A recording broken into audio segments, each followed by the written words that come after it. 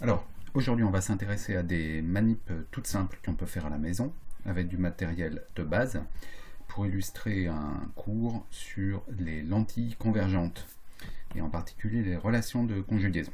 Alors, on va voir ça tout de suite, plusieurs vidéos et explications. On commence avec le matériel. Tout d'abord, une lampe torche. Ensuite, vous aurez besoin de papier calque, d'une diapositive, éventuellement négatif, et si vous n'en avez pas, du papier calque avec un petit dessin. Ensuite, un support, une lentille, ici c'est une loupe.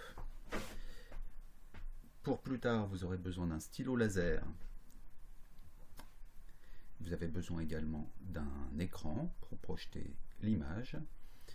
Et en matériel de mesure, un petit réglet ou une règle, et puis un grand réglet ou plusieurs règles à la queue leu.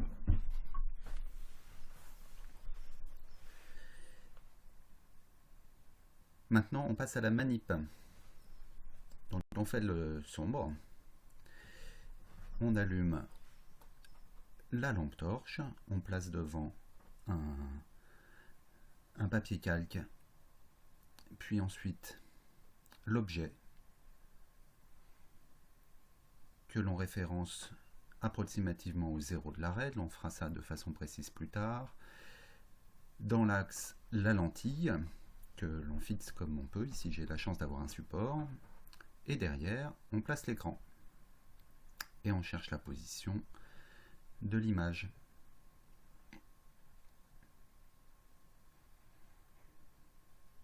Alors on constatera, si on fait la manipulation, que l'image est inversée, comme vous l'attendez.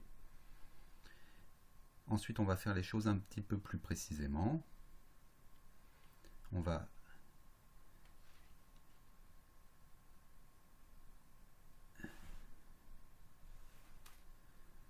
ajuster la position lors de la manip de la lentille par rapport à l'objet, de l'écran par rapport à la lentille, et on va mesurer la distance entre l'objet et la lentille, entre la lentille et l'image, et on va pouvoir également évaluer le grandissement.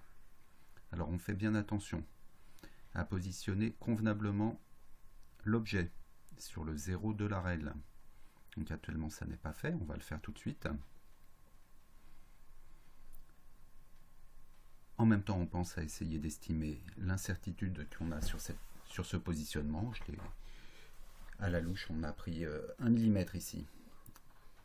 Alors ici, on ne voit pas très bien parce qu'on est dans le sombre, mais la lentille est dans un support qui fait exactement 1 cm d'épaisseur, et donc on référence la position de la lentille entre la position gauche et la position droite. On a donc la position du centre de la lentille.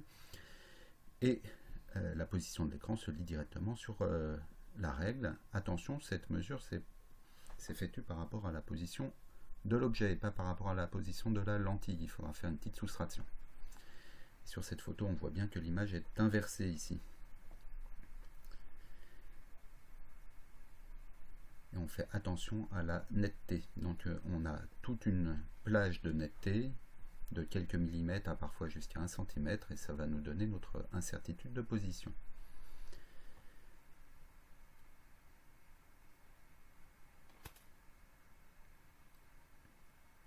Si jamais on n'a pas de positif ou de négatif, de diapositive ou d'un vieux négatif argentique, on peut aussi utiliser du papier calque sur lequel on a fait un petit dessin. Comme la manip vient d'hier, sur le petit dessin, il y a un poisson. Et ça marche tout aussi bien. Alors plutôt qu'un petit dessin naïf, vous pouvez aussi faire une mire avec une dimension précise, de façon à exploiter plus facilement le grandissement. Maintenant, on passe à l'exploitation des données. Nous sommes dans Jupyter, que vous connaissez. Nous importons les données NumPy, Matplotlib et ensuite l'outil d'ajustement FitUtils. Ensuite, nous donnons nous rentrons les données sous forme de tableau NumPy, position de la lentille, position de l'image, nous effectuons les calculs de base. Nous en profitons pour calculer les incertitudes et on obtient le tracé de la position de l'image en fonction de la position de l'objet par rapport à la lentille. Donc c'est pas linéaire et on va faire un ajustement de l'inverse de la position de l'objet par rapport à la lentille, par rapport à l'inverse de la position de l'image par rapport à la lentille, et c'est une droite. C'est ce que l'on attendait par rapport aux relations de conjugaison bien connues.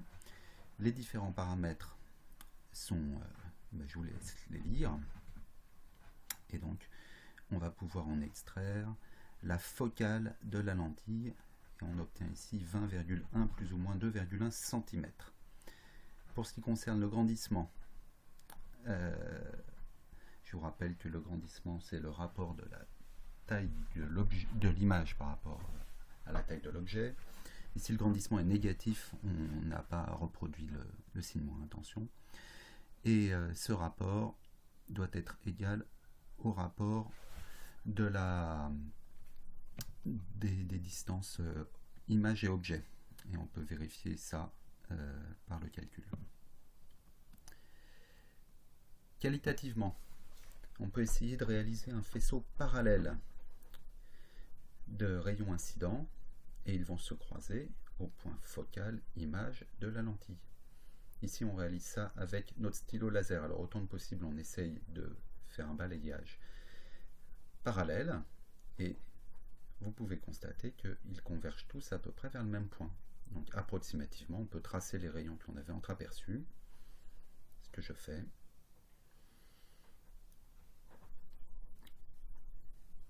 Et on peut faire une estimation approximative de cette distance focale. Et ici, elle est de l'ordre de 20 cm. On peut allègrement se donner une incertitude d'estimation de l'ordre du centimètre ici. On a obtenu 19,5 plus ou moins 1,0 cm. Et si on a la chance de pouvoir aller dehors, on peut utiliser les rayons du soleil avec notre lentille, qui vont converger ici sur mon écran, et la distance obtenue de façon à obtenir une image nette est de l'ordre de 20 cm. Si on n'a pas de lentilles aussi convergentes, on peut prendre des lentilles issues d'une paire de lunettes.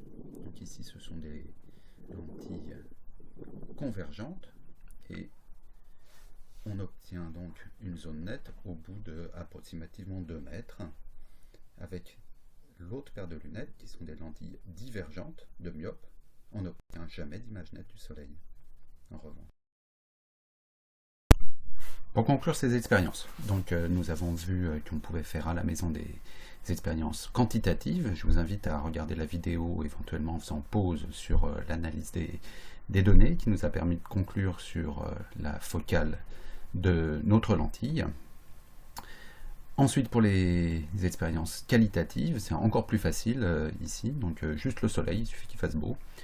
Et si vous avez une paire de lunettes, et pour peu que vous soyez hypermétrope, ou bien que vous ayez quelqu'un de presbyte dans votre famille, vous pouvez faire la manip très très facilement. Alors évidemment, on utilise un écran, on ne regarde pas directement le soleil. Et si jamais vous êtes myope, en revanche, l'image, je vous le rappelle, est virtuelle et donc vous ne pourrez pas l'imager sur un écran. Voilà, j'espère que ça vous a donné envie de faire d'autres expériences chez vous, qualitatives, quantitatives, pour illustrer d'autres aspects de votre cours. Bonne journée!